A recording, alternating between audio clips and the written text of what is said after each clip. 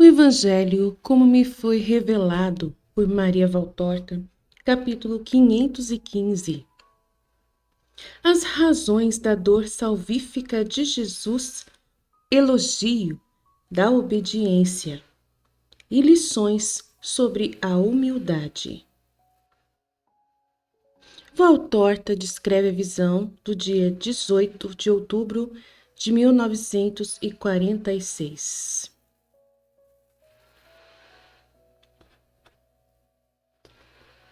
Mas pouco tempo pôde Jesus deter-se em seus pensamentos. João e seu primo Tiago, depois Pedro com Simão Zelotes, o alcançam e chamam sua atenção para o panorama que se apresenta aos olhos deles lá do alto da colina. E talvez com a intenção de distraí-lo, pois ele está visivelmente muito triste. Procuram recordar episódios acontecidos naquelas regiões que se vão apresentando aos olhos deles. A viagem para Escalon, o retiro de Jesus e Tiago no Carmelo, Cesareia Marítima e a menina Áurea Gala, o encontro com a Sintique, os gentios de Jope, os ladrões perto de Modim, o milagre das colheitas em casa de José de Arimateia, a velhinha respigadeira. Sim, todas as coisas que pudessem trazer alegria, mas nas quais, para todos ou para ele só, há sempre uma mistura de algum choro ou de alguma lembrança dolorosa. Disso dão-se conta os próprios apóstolos e murmuram. Verdadeiramente, em todas as coisas da terra se encontra uma dor. Aqui é um lugar realmente de expiação. Mas com muito acerto, até André, que se uniu ao grupo junto com Tiago de Zebedeu, observa. A lei é justa para nós, pecadores, mas para ele, por que tanto sofrimento? Surge então uma discussão pacífica e se mantém assim até mesmo quando, atraídos pela voz dos outros, unem-se ao grupo todos os demais, menos Judas Iscariotes, que se impõe a si mesmo um grande trabalho no meio dos humildes aos quais ele ensina, imitando o mestre na voz, nos gestos e nos conceitos, mas a dele é uma imitação teatral pomposa, a qual falta o calor da convicção. E os seus ouvintes lhe dizem sem cerimônias, o que faz com que o Judas fique nervoso e lhes lance em rosto que eles são uns obtusos e não entendem nada. E ele declara que os deixa, porque não vale a pena jogar as pérolas da sabedoria aos porcos. Mas ele para, porque os humildes mortificados lhe pedem que tenha compaixão deles, confessando-se inferiores a ele, como um animal é inferior a um homem. Jesus está distraído, longe daquilo que estão dizendo os 11 ao redor dele, por estar escutando o que Judas vai dizendo, e o que ele ouve certamente não lhe dá alegria. Mas suspira e se cala, até passar a interessar-se por Bartolomeu, que lhe mostrou diversos pontos de vista sobre a razão pela qual ele, inocente e sem pecado, deve sofrer. Bartolomeu diz: Eu suponho que isso acontece porque o homem odeia o que é bom. Falo dos homens culpados, ou seja, da maioria. Essa maioria compreende que, na comparação com quem está sem pecados, fica ainda mais em realce a culpabilidade deles, os seus vícios, e por raiva disso se vingam, fazendo sofrer quem é bom. Eu, ao contrário, afirmo que tu sofres por causa do contraste entre a tua perfeição e a nossa miséria, ainda que ninguém te desse nenhum desprezo, sofrerias do mesmo modo, porque a tua perfeição deve sentir um calafrio doloroso por causa dos pecados dos homens. De Judas Tadeu.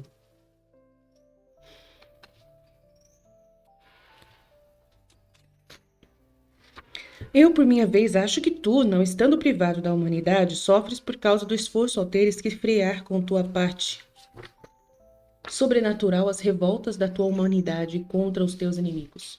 Diz Mateus. E eu com certeza vou errar, porque sou um estulto. Eu digo que tu sofres porque o teu amor é rejeitado. Não sofres por não poderes punir como o teu lado humano poderia desejar, mas sofres por não poderes fazer o bem como quererias. Diz André.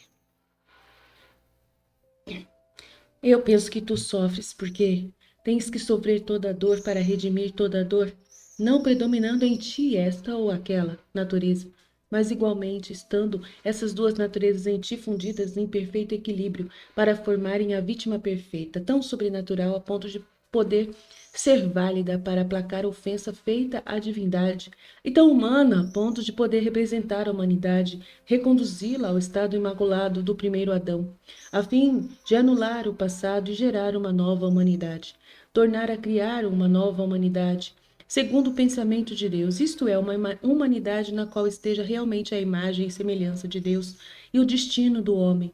A posse, o poder, aspirar à posse de Deus no seu reino. Tu deves sofrer sobrenaturalmente, sofres por tudo o que vês fazer e pelo que está ao redor de ti. Eu poderia dizer como uma perpétua ofensa a Deus. Tu deves sofrer humanamente e sofres para extirpar a libidinagem de nossa carne, que foi envenenada por Satanás, com o sofrimento completo das duas perfeitas naturezas. Tu anularás completamente a ofensa feita a Deus, a culpa do homem de Zelotes. Zelotes poderoso. Os outros ficam calados e Jesus lhes pergunta: E vós não dizeis nada? Segundo vós, qual foi a definição mais justa? Uns dizem que foi esta, outros que foi aquela. Somente Tiago de Alfeu fica calado, junto com João. E vocês dois, não aprovais nenhuma? Incita-os Jesus. Não percebemos em todos algo de verdadeiro ou até muito verdadeiro, mas percebemos que falta a verdade mais verdadeira.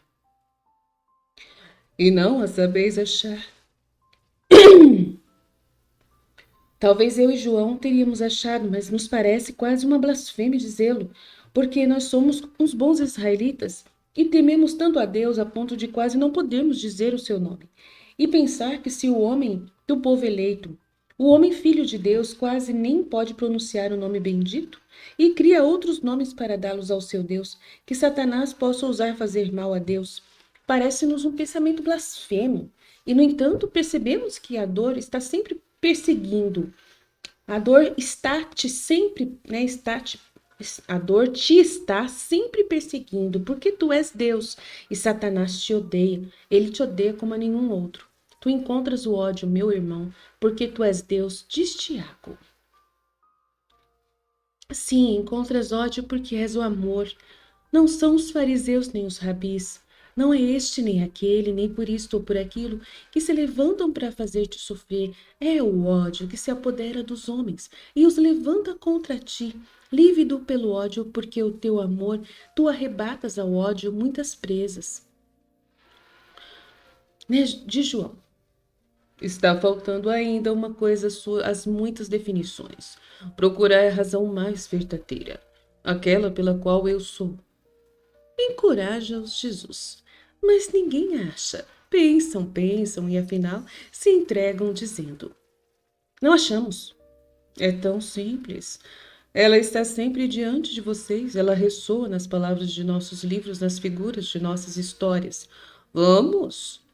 Coragem, procurai em todas as vossas definições a verdades, mas está faltando a razão principal.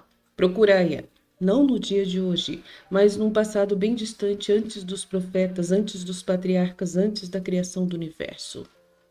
Os apóstolos ficam pensativos, mas não acham. Jesus sorri e depois diz: No entanto, se vós lembrardes de minhas palavras, encontrareis a verdadeira razão. Mas não podeis lembrar-vos de tudo por enquanto. Mas um dia vos lembrareis. O Espírito Santo vai ajudar eles. O Espírito Santo faz a gente lembrar de tudo. Nossa, que lindo que é o Espírito Santo. Escutai, vamos subir de novo pelo curso dos séculos, até além dos limites do tempo. Quem foi que desgastou o espírito do homem? Vós o sabeis, foi Satanás. A serpente, o adversário, o inimigo, o ódio.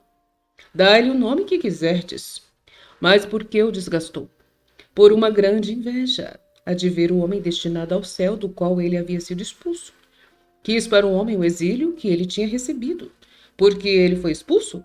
Por ter se rebelado contra Deus. Vós sabeis. Mas em quê? Na desobediência. E então, não é também necessariamente lógico que para restabelecer a ordem, que é sempre alegria, não deva existir uma obediência perfeita? Obedecer é difícil, especialmente que se trata de matéria grave. O que é difícil faz sofrer a quem o executa. Pensai, pois, que se eu que fui interrogado pelo amor, se queria trazer alegria aos filhos, se eu não devo sofrer infinitamente para cumprir o dever da obediência ao pensamento de Deus. Portanto, eu devo sofrer para vencer, para cancelar não um ou 1000 pecados, mas o próprio pecado por excelência, que no espírito angélico de Lúcifer, ou naquele que animava Adão, esteve e estará sempre, até o último homem, o pecado da desobediência a Deus.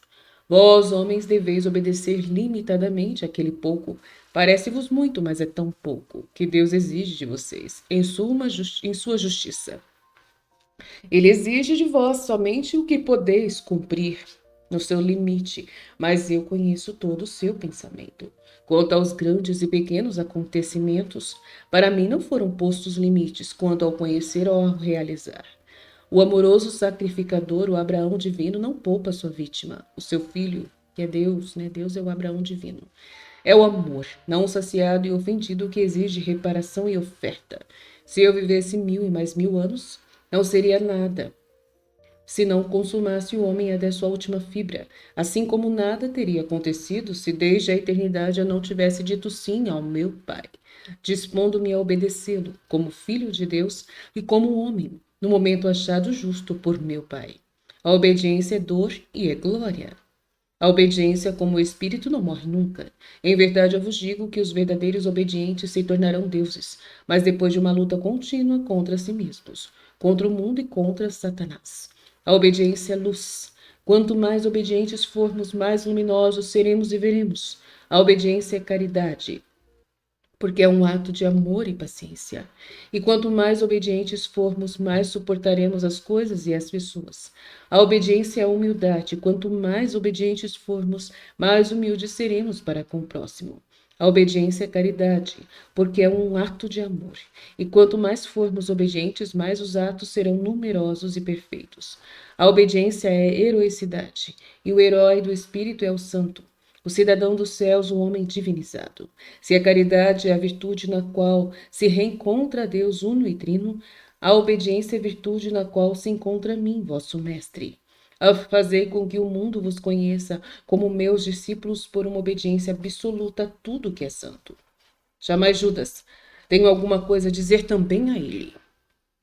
Judas chega. Jesus mostra o panorama que aos poucos vai desaparecendo à medida que vão descendo e diz: uma pequena parábola para vocês, futuros mestres de espíritos. Tanto mais vereis, quanto mais subirdes pelo caminho da perfeição, que é árduo e penoso. Antes nós víamos as duas planícies, a Filistéia e a de Sarão, com muitos povoados, campos e pomares, até um azul longínquo, que era o grande mar, e o Carmelo, lá no fundo. Agora não vemos quase nada. O horizonte se restringe, mas ainda se restringirá, até desaparecer no fundo do vale. O mesmo acontece com quem desce nas coisas do espírito. Em vez de subir, a sua virtude e sabedoria vai se tornando sempre mais limitada, e seu juízo vai se restringindo até anular-se. Nesse caso, um mestre de espírito terá morrido em sua missão. Já não discerne mais nem guia. É um cadáver e pode corromper como ele mesmo se corrompeu.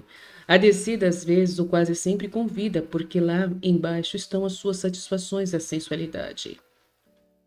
Nós também descemos ao vale para achar repouso e alimento. Mas se isso é necessário ao nosso corpo, não é necessário satisfazer o apetite da sensualidade e a preguiça do espírito descendo aos vales do sensualismo moral e espiritual. Somente em um vale é permitido tocar, no da humildade. Mas é porque neste o próprio Deus desce para arrebatar o espírito humilde e elevá-lo a si. Quem se humilha será exaltado. Qualquer outro vale é letal porque se afasta do céu. Foi para isso que me chamaste, mestre. Foi para isso. Tu andaste falando muito com aqueles que estavam te interrogando. Sim, não vale a pena, são mais tapados do que uns burros. E eu bem que quis pôr um pensamento onde não ficou mais nada, para que possas nutrir o teu espírito. Surpreso, Judas olha para Jesus, mas ele não sabe se as palavras de Jesus são um elogio ou uma reprovação. Os outros que não haviam assistido os discursos de Iscariotes, nem os acompanhantes, com os acompanhantes, não compreendem que ele está censurando Judas por sua soberba. E Judas prefere levar com cuidado o assunto para outros rumos e pergunta: Mestre, que pensais? Aqueles romanos, como homem de Petra, poderão algum dia aprender a tua doutrina? Tendo tido eles tão pouco contato contigo? E aquele Alexandre? Ele lá se foi, não veremos mais. E estes também. Dir-se-ia que neles há uma instintiva busca da verdade, mas estão mergulhados até o pescoço no paganismo. Será que chegarão a aprender alguma coisa de bom? Que queres dizer a encontrar a verdade? Sim, mestre. E por que não haveriam de consegui-lo? Porque são os pecadores. E serão só eles pecadores, entre nós não os há? Ah, e há muitos, eu admito, mas por isso eu digo que se nós, já nutridos com a sabedoria e a verdade, há tantos séculos somos pecadores e não conseguimos tornar-nos justos e seguidores da verdade que tu ensinas, como poderão fazer eles saturados da imundícies? Como estão? Todos os homens podem alcançar, conseguir e possuir a verdade, isto é, Deus, seja lá qual for o ponto de onde eles partirem para chegar a ele. Quando não há soberba da mente, nem depravação na carne, mas uma sincera busca da verdade, da luz, pureza de intenção e o desejo profundo de Deus, uma criatura está com toda a segurança no caminho de Deus. Soberba da mente e depravação da carne, mestre, então continua no teu pensamento, porque ele é bom. Judas pensa em alguma evasiva e depois diz: Ah, então eles não podem chegar a Deus porque são os depravados. Não era bem isso que tu querias dizer, Judas. Você estava quase dizendo porque puseste uma mordaça em teu pensamento e em tua consciência. Oh, como é difícil que o homem suba até Deus, pois o obstáculo maior está nele mesmo, que não quer se confessar e refletir sobre si mesmo e sobre os seus próprios defeitos. Na verdade, também Satanás é caluniado muitas vezes, pois muitos debitam a ele todas as causas da ruína espiritual, e mais caluniado ainda é Deus, ao qual debitam tudo o que acontece. Deus não viola a liberdade do homem, e Satanás não pode prevalecer contra uma vontade firme no bem. Em verdade, eu vos digo que 70 vezes em 100 o homem peca por sua própria vontade. E não se pensa nisso, mas assim é. E não se levanta do pecado porque evita examinar-se. E mesmo quando a consciência, com um movimento imprevisto, se levanta nele e grita a verdade sobre a qual ele não quis meditar, o homem sufoca aquele grito, apaga aquela figura que se levantou enérgica e aflita diante de sua inteligência e altera, contrariado, o pensamento que lhe foi sugerido por aquela voz acusadora. E não quer dizer, por exemplo, assim: mas então eu não posso alcançar a verdade porque tenho a soberba da mente e a corrupção da carne. Sim, na verdade, entre nós não se vai pelos caminhos de Deus, porque entre nós também há a soberba da mente e a corrupção da carne, uma soberba verdadeiramente semelhante à mesma de Satanás, enquanto são julgadas ou ai meu Deus do céu, que palavra difícil, obstaculizadas as ações de Deus. Então, vou ler de novo. Uma soberba verdadeiramente semelhante à de Satanás, enquanto são julgadas ou obstaculizadas as ações de Deus, quando elas são contrárias aos interesses dos homens e dos partidos. E este pecado fará de muitos de Israel os condenados para sempre. Mas nós não somos todos assim. Não. Ainda há espíritos bons em todas as classes, mais numerosos entre os humildes do povo do que entre os doutos e os ricos. Mas há. E quantos são? Quantos? Tendo em vista este povo da Palestina, ao qual há 3 anos eu venho evangelizando e fazendo-lhe benefícios, e pelo qual eu me consumo, há mais estrelas em uma noite nublada do que espíritos desejosos de vir ao meu reino em Israel. E os gentios, aqueles gentios virão? Não todos, mas muitos. Mesmo entre os meus discípulos, nem todos perseverarão até o fim. Mas não nos preocupemos com os frutos que apodrecidos caem do ramo. Procuremos, enquanto pudermos, não deixá-los apodrecer, usando de doçura, firmeza, com a censura e o perdão, com paciência e caridade. Depois, quando eles disserem não a Deus e aos irmãos que os querem salvar, e se jogarem nos braços da morte de Satanás e morrerem impenitentes, inclinemos a cabeça e ofereçamos a Deus a nossa dor por não o termos podido fazer ficar alegre por aquela alma salvando-a. Todos os mestres conhecem seus fracassos, e elas também são úteis para conservar o humilde orgulho do mestre de almas e provar sua constância no ministério. O fracasso não deve cansar a vontade do educador de espíritos, mas, pelo contrário, deve animá-lo a fazer mais e melhor no futuro. Por que disseste ao decurião que o tornarias a ver em um monte? Como consegue saber isso? Jesus olha para Judas com um olhar longo e estranho, um misto de tristeza e de sorriso, e diz: porque ele será um dos que estarão presentes à minha elevação, e dirá ao grande doutor de Israel uma palavra de verdade. E a partir daquele momento começará o seu caminho seguro para a luz. Mas eis-nos chegados a Gabaon. Pedro vai com os outros anunciar-me. Eu falarei logo para despedir-me dos que me acompanham e vieram de povoados vizinhos. Os outros ficarão comigo até depois do sábado, e tu, Judas, fica junto com Mateus, Simão e Bartolomeu. Eu não reconheci no decurião nenhum dos soldados presentes, diz Valtorta. Nenhum dos soldados presentes à crucificação, mas devo também dizer que, preocupada em uma observação atenta do meu Jesus, eu não prestei muita atenção neles. Para mim, eles eram do grupo de soldados postos à frente do serviço, nada mais.